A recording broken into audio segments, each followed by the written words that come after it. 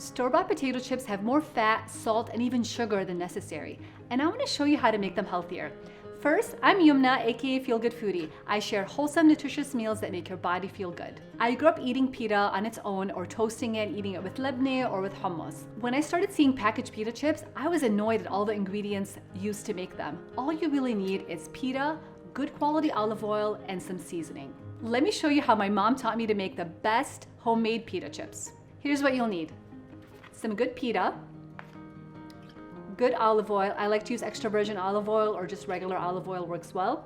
And some salt, pepper, and garlic powder. This is the kind of pita I like to use. It's the traditional Lebanese pita, and it's much thinner than what you'd find at a grocery store. So to get started, we're going to cut it into small triangles. And I like to use a handy dandy pizza cutter to do so.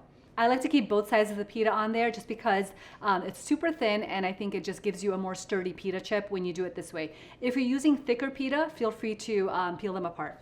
So at this point, what I do is I just like to make them into cute little triangles like this. And it's okay if some of them separate. Makes it much easier to just use some kitchen shears. You can cut them any size you want. Just make sure that they're pretty even so that they bake evenly and they all look similar. You can actually do 2 at a time. Doesn't have to be perfect.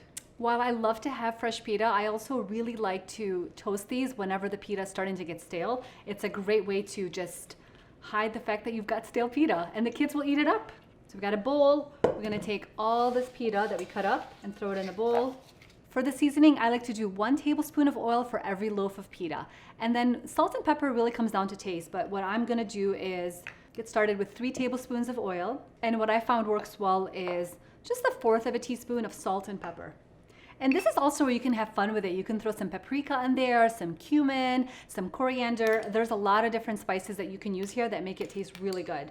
I'm keeping it super simple today with salt, pepper, and garlic powder, but double the amount of garlic powder. All right, time to give it a good toss.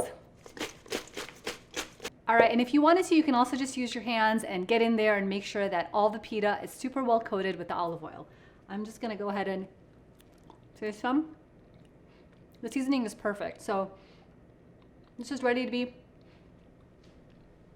after I'm done eating. The seasoning is perfect. Now we're ready to bake it.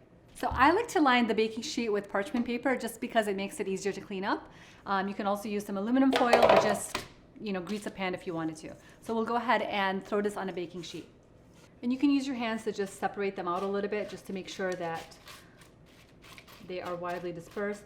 I don't mind if they're overlapping. You can try to space them out as much as you want, but this works fine for me. And what I do is I just toss it in between baking so that everything still gets pretty well toasted. Time to pop it in the oven. All right, here they are out of the oven. I gave them a toss halfway through.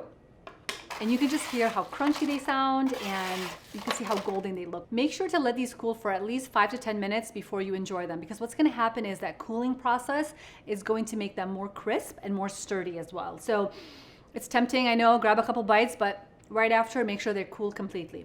And then you can serve them up with your favorite dip. I'm serving them today with some labneh, which is yogurt cheese, and also some olives on the side. It's such a great combination, and this works really well as a breakfast actually, but it's also a great appetizer or a great snack in the middle of the day. So let's drizzle on some olive oil. And if you have any extras, they store really well for up to 10 days at room temperature. So make sure they're completely cooled, put them in Tupperware, and they're good to go. So now it's time for Video Matt to try this recipe. Give him a nice scoop of the pita with the labneh.